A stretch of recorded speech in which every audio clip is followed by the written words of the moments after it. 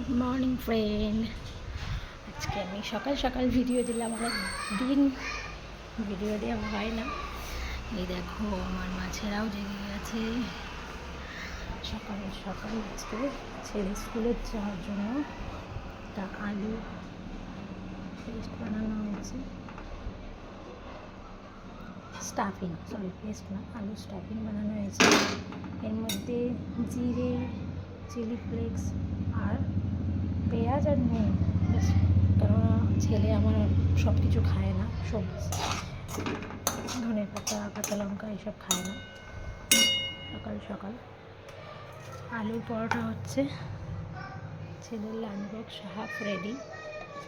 এখানে আছে অ্যাপেল, বানানা, আর আমি এখন বানাচ্ছি আলুর পরোটা ঘি দিয়ে।